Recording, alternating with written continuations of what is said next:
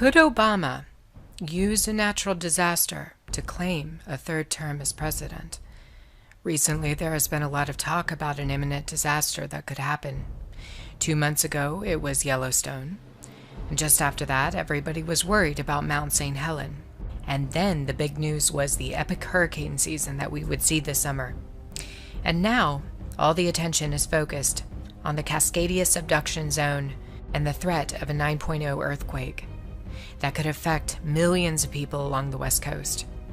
It's as though the government is cluing us in that a huge natural disaster is going to happen at any moment, and it could be anything, and we should be prepared. Why are they doing this? Obama and FEMA officials have spoken out now on several occasions. People need to be ready for a cataclysm, that they should have stored food, water, and other supplies and have an escape route. Obama isn't the only leader talking about an imminent event. The Canadian government is also making preparations for a disaster.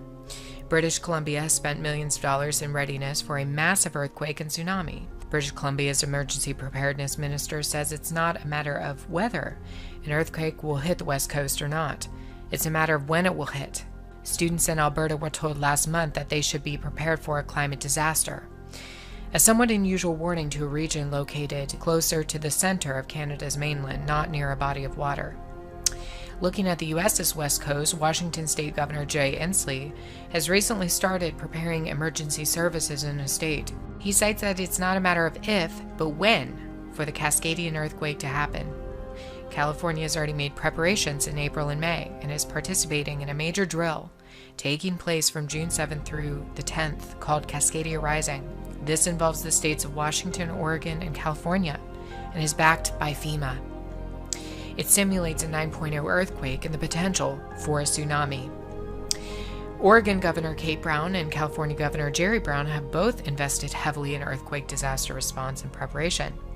They've been vocal about the need to prepare for a huge coming earthquake and how one can stay safe during such an event. Additionally, several mainstream media publications have pushed people in the US and Canada to prepare now for a climate devastation. It's not a matter of if, but when for us. And today, thousands of first responders held a massive drill to make sure that they know what to do when that big one strikes. 9.0 magnitude earthquake and tsunami hits. In fact, the Oregon Office of Emergency Management says it'll affect more than 15 million people in our area. 5,000 of them will die, and more than 1 million of them will be in need of food, an issue Governor Kate Brown addressed this morning. And their homes should be stocked with food, water, and critical items to help them sustain extended periods of time without electricity or plumbing. Total chaos that can happen at any moment. Why are they doing this? Why do they keep issuing these warnings about imminent climate threats? We've also seen companies in Canada and the US who are now pouring millions of dollars into disaster response, including AT&T, who will invest $600 million so that customers can maintain communication during a disaster. Additionally, there are several other states located in the center of the U.S. that will carry out major disaster response exercises, including Tennessee.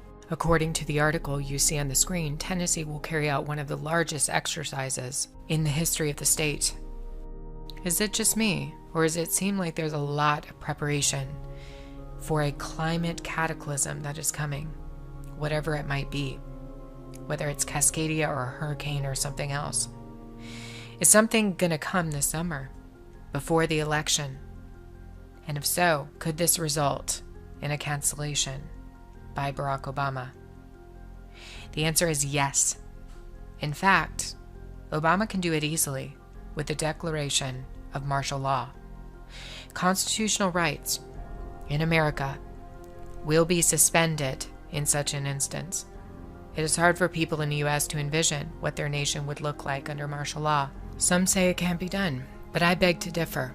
In fact, I will play a clip of a congressional hearing from decades ago, where a discussion ensued about the suspension of the Constitution and the establishment of a provisional government during a time of national crisis. A crisis does not have to be a military invasion. It could be a natural disaster that leads to the outbreak of chaos. In this event, Obama could easily lay aside all amendments of the Constitution, including the 22nd, that forces term limits on the executive branch. Colonel North, in your work at the NSC, were you not assigned at one time to work on plans for the continuity of government in the event of a major disaster? Mr. Chairman. I believe that question touches upon a highly sensitive and classified area, so may I request that you not touch upon that, sir.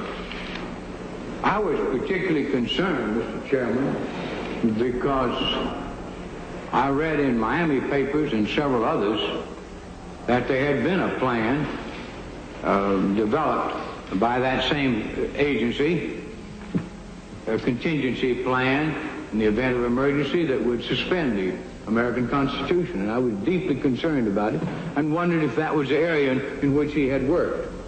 I believe it was. May I most respectfully request that that matter not be touched upon at this stage. If we wish to get into this, I'm certain arrangements can be made for an executive session. And tragically, the only member who got close was Jack Brooks, and he was stopped by the chairman.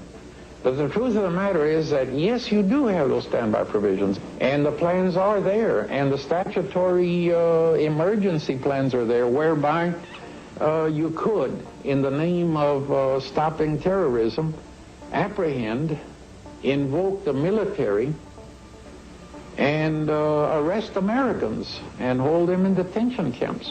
This clip clearly shows that a top-secret plan has been in place for some time that pertains to the suspension of the U.S. Constitution and the ushering in of a provisional government during a national crisis.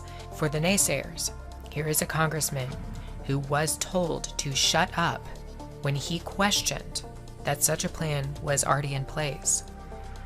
If Obama isn't going to declare martial law and establish a provisional government at some point from now until January 19, 2017, then why did Mitch McConnell fast-track a bill back in January that handed Obama absolute authority of the U.S. military to declare martial law anywhere in the world, including the United States? That's correct. Never before in history has a president of the U.S. had such power over the military to declare martial law for any reason, at any point in time, anywhere in the world. Martial law changes everything, even constitutional rights. You no longer have them. They're gone, including the 22nd Amendment, which limits Obama to 2 terms. He no longer would be forced to leave office if martial law was declared. Several individuals have spoken out publicly about the potential for an Obama 3rd term with the eruption of a major calamity in the United States. Dr. Ben Carson warned that Obama could cancel the election under widespread anarchy, while former Congressman Allen West declared that Obama was taking several actions to ensure that he will have a 3rd term. Larry Nichols has spoken out about Obama's plot to keep power using a FEMA provisional government, and Democratic Senator Chris Murphy warned on the floor of the Senate back in January that Mitch McConnell's bill was handing martial authority to Barack Obama. Is working. Madam President, today I wanted to come down to the floor to speak very briefly about a resolution that the majority leader introduced, I believe, earlier today. This is an authorization for military force resolution that apparently purports to give the president legal authority to conduct military operations against ISIS. Before we break for the weekend, Madam President, I thought it was important to come to the floor to explain why, very briefly, to my colleagues, to explain what this resolution really is. This resolution is a total rewrite of the War Powers Clause of the United States Constitution. Let's be clear about that. It is essentially a declaration of international martial law, a sweeping transfer of military power to the president that will allow him or her to send U.S. troops almost anywhere in the world for almost any reason with absolutely no limitations. Everything's been put in place. The stage has been set. All that's needed now is a widespread calamity or catastrophe, and then troops can be ushered in, and the Marshall Declaration can be made in the United States. An Obama third term scenario is really not hard to accomplish. If the Cascadia subduction zone were to blow, or any other type of natural disaster, such an event could easily cause enough chaos, looting, and rioting for Obama to declare the Marshall State. Once he does this, the 22nd Amendment goes up in smoke, and his third term is ushered in.